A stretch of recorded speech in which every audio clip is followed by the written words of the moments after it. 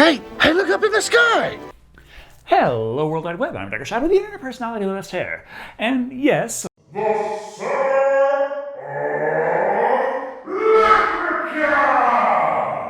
has technically ended, but there's still enough time to squeeze in one more video before the next movie review, the top 10 Leprechaun Kills. Despite the incredibly modest body count in the first movie, the Leprechaun has racked up quite a few kills over the course of 8 films.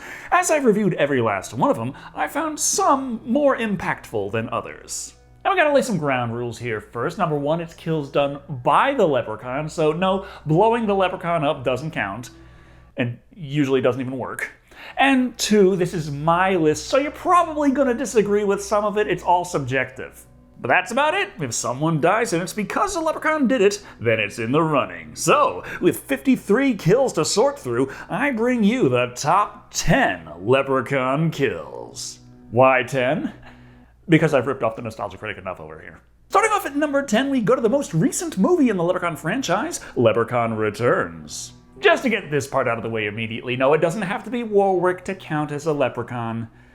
And no, the Leprechaun's curse doesn't count. It has to be an official Leprechaun movie, at least. Leprechaun Returns sought to bring the series back to its origins, after Leprechaun Origins screwed the pooch on that something fierce. As such, the body count is sort of modest, and the kills include some pretty minor characters. But no matter how inconsequential a character is, a well-crafted kill can make the role quite memorable. As we see with the Mailman. All he does for the movie is get good and killed, as a means for the Leprechaun to work the kinks out of his killing arm once again. Biting his hand, the Leprechaun lures him to look inside, and we see his eyes flash before he jams the Mailman's head into the mailbox, trapping it inside. Which is scary enough on its own if you're claustrophobic, but that's only the beginning. Unguarded, the Leprechaun has no problem hijacking the mail truck and using it to not only knock the mailman to the ground, but back up over the mailbox on his head.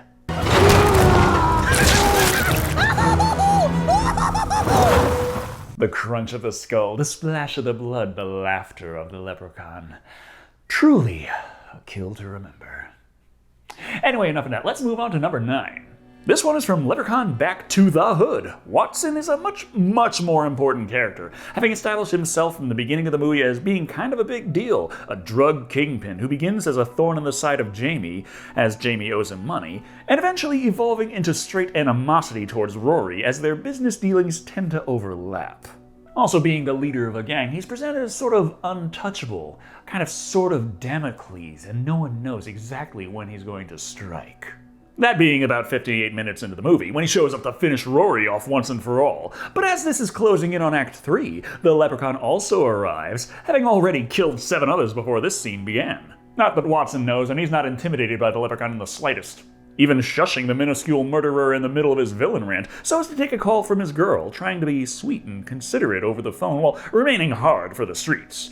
Eventually, after the Leprechaun tells him that the gold he has belongs to this little guy, Watson laughs it off and punches him so hard he flies into a wall. But that does nothing. The Leprechaun is unfazed and requests he hit him again, turning the cheek over and over and over until Watson has punched the little guy so much he's completely exhausted.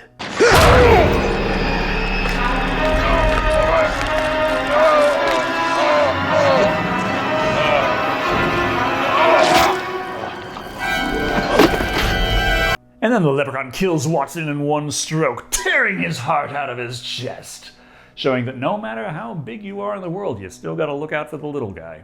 His disrespect of Watson doesn't even end there either, slaughtering his entire gang, which is like a few more guys, and even picking up Watson's phone later and hitting on his girl. 3 foot 6. Yeah, but I make up for it in other areas, if you know what I mean. Which is not at all out of character for him. Have you seen how many times the little guys try to get married in this series? Which, speaking of relationships, that brings us healthily on to number 8 of the list. Andy from Leprechaun Returns. He's not much of a character to speak of. He's Katie's ex-boyfriend, and they bounce between polite conversation and pointless arguing. And it's a combination of all these factors that work together and lead to his demise. He's here at his ex's sorority house to try and set it up eco-friendly, but honestly doesn't care, half-assing the job of securing the solar panels to the roof. But as much as he can argue with Katie right now, he's still there for a surprise conversation later, which then leads to him just being a rude asshole moments later anyway and running straight into the Leprechaun. The little guy isn't at full power just yet, but is still strong enough to kick Andy's ass, and his magic is just powerful enough to knock out a couple loose screws just fine.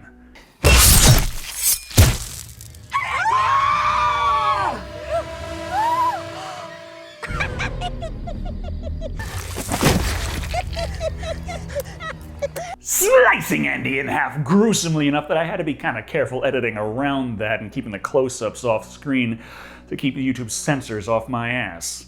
A memorable end for an unremarkable character, and very nice for all you gorehounds out there. As opposed to number 7 at least, going back to Vegas for Leprechaun 3, we have a much more interesting character this time with Loretta, the older, frumpy lady who works at the Lucky Shamrock Casino, and really wishes she could be young and hot again, like the showgirls. Which works okay, as long as you ignore the fact that she is clearly played by a young and attractive actress, and the age makeup and the wig and the clothes really aren't doing that great of a job of hiding that. But in this movie, you can get one wish for every shilling you have, and the mysterious magical gold coin gets into her possession long enough for her to wish to take off that damn wig and put on a far more form-fitting outfit. The problem being that this is the Leprechaun's gold and he wants it back. Maybe. As when Fazio swipes the coin, Loretta sticks around to simply enjoy being beautiful right when the Leprechaun arrives. However, the imp doesn't seem all that interested in asking her where the coin is, but rather uses his magic to turn her wish against her, giving her the most extreme lip injections of her life, a boob job that cranks it up to 11, an ass so fat she can't even get out the door to escape!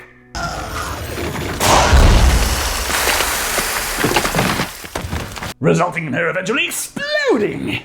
In a campy, silly way, as unlike Andy, she wasn't full of blood and organs, but yellow foam padding. Still, she's one of the few characters in the Leprechaun franchise who blows up and actually dies, so that's definitely worth noting. Moving on to number 6 of our list, we go all the way back to the original Leprechaun. Notable for being the OG and for the fact that very, very few people die in this movie. So you'd think that any death would be of big, significant characters, but Officer Tripet over here, we really don't see much of him outside of him being killed, as he spots the Leprechaun speeding in a Power Wheels and pulls him over. Now, the Leprechaun doesn't appreciate the officer thinking he's a little kid, out speeding in the middle of the night, and attacks the cop, clawing his face and tossing his gun. And this is but the beginning of Tripet's torment. The officer ends up running off into the woods, seemingly trying to escape the Leprechaun, resulting in the creature toying with him, popping in and out from behind trees, and we see Tripet begin to lose his cool. Eventually, though, he thinks he's lost the Leprechaun and is safe, only for it to drop down from above, land on his shoulders, and snap his neck. Now that was fun! And when all taken together, actually makes for some effective horror, as the suspense and tension as he stalks him, the sense of urgency as he's running for his life, and even the kill with the low body count, seeing the guy get off like that actually made it feel kind of impactful. Which brings us to number 5 on our list from Leprechaun in the Hood. This is a very unique and surprising kill for the entire series. Leprechaun in the Hood itself is a peculiar entry in the series, focusing on a small group of up-and-coming rappers, their dreams of hitting it big and getting out of Compton, and, of course, a magical flute that comes from a murderous leprechaun that has the mysterious power to make you talented. Meaning this all could have been avoided had they simply practiced, but I digress. The flute in their possession, they absolutely blow away the competition, and they will be going to Vegas for the finals. With the flute, it seems they just can't lose. That is, until they are surrounded by the Leprechaun's army of zombie fly girls. Yeah, he's got zombie fly girls in this movie. He wants his flute back, and there's nothing they can do about that, as his magic means that if they don't give it, he could force Stray to kill Butch. So, begrudgingly, Post decides to hand over the flute. But they kinda need it, so he lunges at the Leprechaun anyway. But, magical powers, remember? As revenge for this act, the Leprechaun forces Stray to point the gun instead at himself. No, Post. No. It's certainly not the flashiest kill or the most horror-inducing, but in my opinion, it's probably the most impactful one of the entire series. Stray is a character we get to know throughout the entirety of Leprechaun in the Hood, and really get behind on what he's trying to accomplish here, and then he just gets fucking shot, like, damn. An impact that ripples throughout the rest of the characters and directly alters the course of events for the remainder of the movie. So, less horror, more drama, still impressive for that. Forget about all that for number 4, however, because we're going back to Leprechaun 3 for this one. Mitch, you know him, you hate him. He's a dirty old man whose character development involves him talking about how he's trying to get into Tammy's leotard. You keep playing hard to get. You mark my words, she'll come around, I guarantee. Something she isn't all that interested in. At least until a convenient wishing coin drops that situation in our lap. Where we learn that Tammy is actually kinda into S&M, but that's hardly what does Mitch in. After Loretta steals the coin, the spell is broken. The one and only time all movie. And Tammy leaves Mitch behind, but then the Leprechaun closes in, taking over the casino TV and getting the scantily clad 900 number babe climb out of the TV and onto Mitch. Which you'd think would be horrifying in its own right, but Mitch just figures it's probably a dream and he's gonna enjoy every minute of it. And it does go on for a while, punctuated by the Leprechaun playing parodies of other TV personalities, all warning Mitch of his impending doom. Praise the Lord! And send in your money. Otherwise, you're all doomed to hellfire and damnation for fornicating with the devil's heart. Especially you, Mitch. The sheer amount of gags played in this one kill is impressive, horror comedy or not. And the payoff comes when Mitch realizes this is not a dream but a nightmare, as the woman turns into an amalgamation of mechanical components and memories, plugged into the main while Mitch is plugged in, electrocuting him to death. As expected, he broke the rules of horror, horn dogging on a lady who wasn't interested in him in the slightest. Though, sometimes the kill can be even more impressive without being such a spectacle. As we see in our number 3 kill from Leprechaun 2, where Ian treats Bridget to a fine night of kart racing, and even bought her chili dogs, only to find out that she was merely interested in friendship and not benefits. She ends up having to be a bit more forceful to get him back off, but this is just moments before he hears her calling to him from the garage. You hear that? Ian, come on. Oh, what he thinks is Bridget anyway, for it is actually an apparition of the Leprechaun's creation. He wants Bridget for himself, and he intends to get rid of the competition. Luring the horny teenager with the promise of boobage, Bridget's siren seduction for smooches takes a dark turn when it turns out she is actually a lawnmower!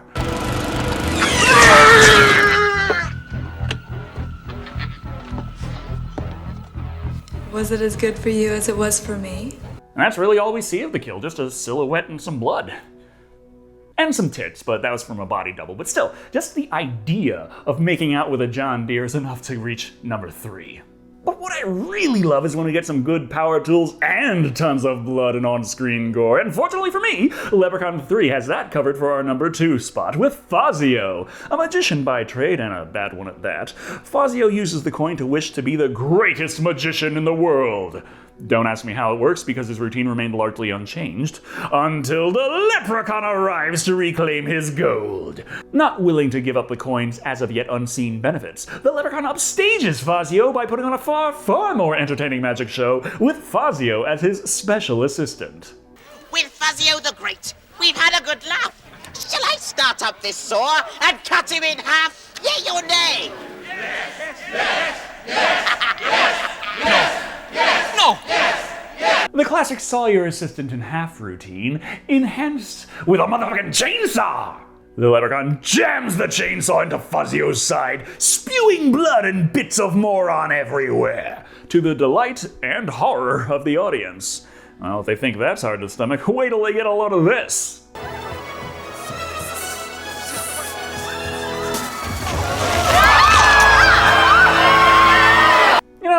Fazio wasn't a fantastic magician by any means, but I think we can all agree that man had some guts.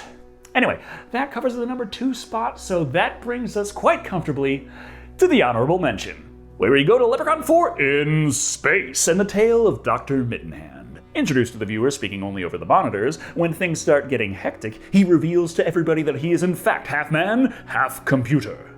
A tragic tale of an experiment gone wrong, but also the reason why he was so insistent on getting Tina on the away team to collect any DNA samples of alien life they might find, because there's something specific that he wanted, and they found it. Thanks to the handy-dandy space princess who just so happened to have regenerative powers in her blood. Seeing an opportunity to be human once again, Mittenhand employs the assistance of Harold to harvest and purify the princess's blood and create a serum that could be used to restore him. And as this is a horror comedy series, you can guess how well that went. Absolutely perfectly! That is, until the Leprechaun arrives. Understandably upset that Mittenhand put his mitten hands on the Leprechaun's fiancée, they taint the formula, throwing in spiders and scorpions before blending it all together and injecting it into Mittenhand.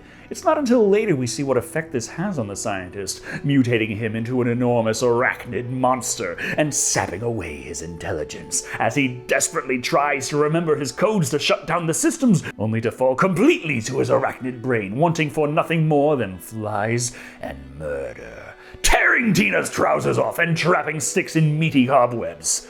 Unfortunately for Mittenspider, though, before he can kill the heroes, Tina gets a hold of the convenient vat of liquid nitrogen, freezing the fiend firmly in place. Then it's just a matter of blasting him to bits with a bombardment of bullets.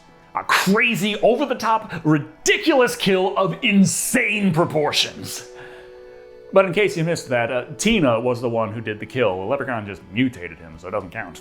Anyway, on to number 1. Bringing us back to Leprechaun Returns, a bittersweet death as Ozzie returns in this movie, still played by Mark Holton, after he just barely survived the Leprechaun's attacks 25 years prior in the original movie. But the events of that movie are what set up the Leprechaun to be able to return 25 years later in the first place. After discovering the gold, Ozzie attempted to bite it to see if it's real and accidentally swallowed a coin. That became a bit of a problem for the group as they couldn't return the Leprechaun's gold in full without sacrificing Ozzie, which no one was willing to do. Eventually, they managed to defeat the Leprechaun, throwing it down the well and blowing it up for good measure, only for the ending voiceover to declare that the Leprechaun cursed the well. 25 years later, when Ozzie nears the well once again, it erupts its corrupted waters all over him. Fleeing does him no good as the creature has now taken hold, using the power of the last gold coin to reform from within him and tear his way out. Which, I'm sorry, I'm gonna have to be very careful how I edit around because there's a lot of close-ups and a lot of gore, and YouTube is kind of pissy about that these days. In any case, such a beloved character being taken out so brutally in a meaningful death that harkens back to the chestburster, there's nothing I don't love about this death, easily coming in at number 1. And there you have it, the top 10 Leprechaun kills. It's quite a ride, and maybe now I can finally stop talking about leprechauns. Thank you all for watching. I've been Decker Shado, and remember, kills can excel in a myriad of ways.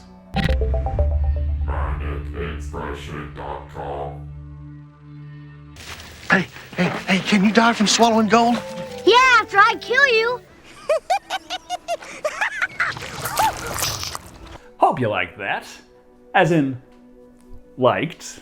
Hint, hint. And yeah, doing a top 10 kills list, that's not exactly something normal for me, is it? Except I actually have been doing this for a long time. I haven't done one in a while, but the first one I remember doing has to be the top 10 xenomorph kills. It used to be popular until YouTube buried it, but you can just watch what YouTube wants you to watch instead with the recommended video. What I want, what you want, what they want, who wants? Someone kill something.